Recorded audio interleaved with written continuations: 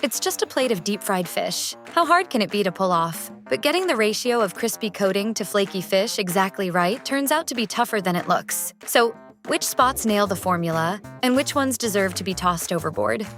Red Lobster for the seafood lover in you. For years, Red Lobster's fried fish platter has been a familiar menu staple, but these days, it may not be winning over seafood fans the way it once did. The basket comes loaded with fish and fries, plus a generous helping of coleslaw and a pair of hush puppies on the side. On paper, it sounds like a solid comfort food combo. In reality, though, plenty of diners seem underwhelmed. Reviews on Yelp frequently criticize the fish for tasting frozen, while others describe the meal as bland or simply not very appetizing. Even the sides don't always escape criticism, with some customers saying the fries and coleslaw are disappointing enough to regret ordering the dish in the first place. Complaints about thick breading, soggy texture, and uneven preparation also show up again and again. Since quality can vary from one location to another, that lack of consistency becomes a major issue. Red Lobster's fish platter falls short of the reputation the chain built over the years. Applebee's may hype up riblet season every year, but its fish and chips never leave the menu. The chain keeps the seafood option available all year long for anyone craving a fried fix. Of course, constant availability doesn't automatically mean consistent quality. And according to plenty of reviewers, this dish doesn't exactly stand out. Then again, most people heading to Applebee's are probably there for burgers, steaks, or something buried under layers of melted cheese and sauce. Feedback across platforms like TikTok and TripAdvisor paints a pretty lukewarm picture. Some diners describe the fish as oddly sweet, while others simply label the whole meal forgettable. One reviewer from England, a country deeply associated with fish and chips, criticized the dish for being tossed together in a trendy-looking pile despite tasting completely average. Getting called out by someone from the birthplace of fish and chips for both presentation and flavor is not exactly a glowing endorsement. For something this underwhelming, the freezer aisle might honestly deliver the same experience for less. Cracker Barrel serves up a fish fry that fits right in with the chain's comfort food reputation. The plate features 4 fried cod fillets alongside your choice of corn muffins, hush puppies, or buttermilk biscuits, plus 2 customizable side dishes to round everything out. On the surface, it sounds like a classic Southern-style seafood dinner. The problem is that reviews suggest the experience is only average. Over on Reddit, one customer complained that the fish portions were surprisingly tiny. Other commenters agreed, saying the shrinking fish portions made the meal feel underwhelming. Then there's a TripAdvisor review claiming the once cod-based dish has become a soggy, mushy plate made with questionable fish instead. With so many better seafood options out there, this is one fish fry you probably don't need to reel in. Crispy fish, golden fries. At a seafood-focused fast food chain like Long John Silver's, ordering the fish basket over the rest of the menu might seem like an easy choice. Maybe the waffle fries are what really seal the deal. Add in a couple of hush puppies, and the combo at least looks filling enough for a quick meal. When the basket showed up as part of a $6 value deal, fans had plenty to say about it. Some customers appreciated the lower price, but others complained that the coleslaw had disappeared and the fries had noticeably declined in quality, making the value feel less impressive. Portion size also became a common criticism, with diners pointing out that 2 small pieces of fish hardly qualify as a satisfying meal, and the switch to waffle fries? That sparked an entire Facebook discussion packed with people begging for the old fries to come back. With reactions this divided, it's hard to fully recommend Long John Silver's take on fish and chips.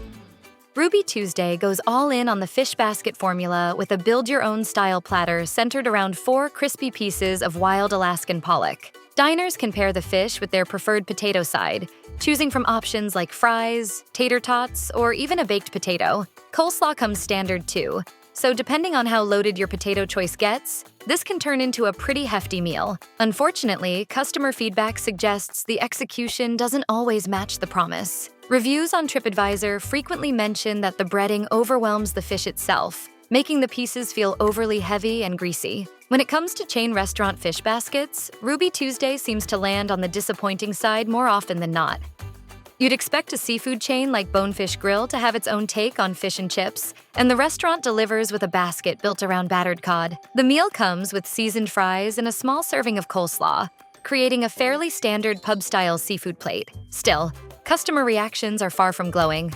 One TripAdvisor review, bluntly titled "Avoid the Fish and Chips," complained about greasy fillets buried under too much batter. suggesting the dish missed the mark entirely. And based on similar comments online, that experience may not be an isolated one. At the same time, discussions on Facebook paint a slightly more positive picture, with several customers describing the platter as simply good. It's hardly enthusiastic praise, but compared to some of the weaker entries on this list, that's not the worst outcome. Overall, this lands squarely in the middle of the road category. Not terrible, but not memorable enough to justify the cost. Most people head to Texas Roadhouse for steaks, but the chain also serves a Southern-style catfish platter that might catch some diners off guard. The meal features U.S. farm-raised catfish coated in a cornmeal breading and fried until crispy, plus your choice of 2 side dishes. And because subtlety clearly isn't part of the plan, customers can even add extra pieces of fish for an even larger feast. As for whether the order is worth it, opinions seem fairly mixed, though slightly more positive than negative. One Facebook reviewer praised the fish dinner as a reliable choice, especially when paired with sides like a baked potato and salad to make the meal feel more complete. Other customers preferred combinations like seasoned rice and green beans instead. Still, not everyone walked away impressed. A TripAdvisor reviewer warned others to skip the fish altogether, claiming their fillet contained far more breading than actual catfish. Even with those complaints, Texas Roadhouse appears to deliver a stronger fish basket than many other chains.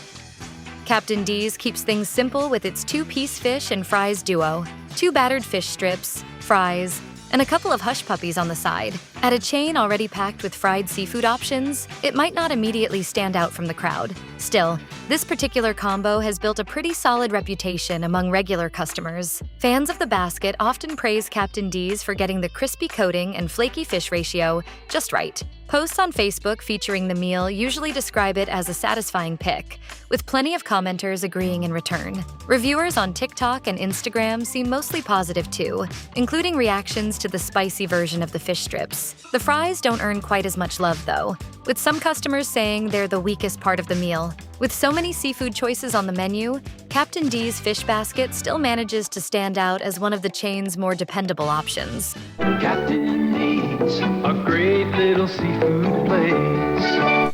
Red Robin may be best known for burgers and towering stacks of onion rings, but the chain also throws a fish and chips platter into the mix. Served with steak fries and coleslaw, the dish certainly looks the part of a classic pub-style seafood meal. The real question is whether a restaurant famous for hamburgers can actually deliver when it comes to battered fish. Some reviews say the fish itself is a little mild in flavor, though diners note that a splash of malt vinegar or a scoop of tartar sauce quickly fixes that problem. Other customers are far more enthusiastic, describing the fish and chips as filling, flavorful, and easily large enough to share between 2 people. Across comment sections and reviews, plenty of diners seem genuinely surprised by how well Red Robin handles fried fish. The price can climb past the $20 mark, but many customers feel the generous portion sizes help justify the cost. Culver's makes a point of highlighting North Atlantic cod in its fish basket, signaling a level of attention to quality that goes beyond the chain's famous butterburgers. In place of its usual fare, the restaurant offers a seafood option built around battered fish fillets, served with crinkle-cut fries, coleslaw, and a dinner roll. The result feels surprisingly comforting for a fast food meal, almost like something closer to a casual diner plate than a drive-through order. Across reviews, Culver's tends to come out ahead more consistently than most competitors in the fish and chips space, even among customers who don't usually gravitate towards seafood. Many diners praise the texture of the fish and the overall balance of the meal, noting that it holds up well compared to other fast food versions of the dish. With that level of consistent praise, it's not hard to see why Culver's fish basket often lands near the top of rankings.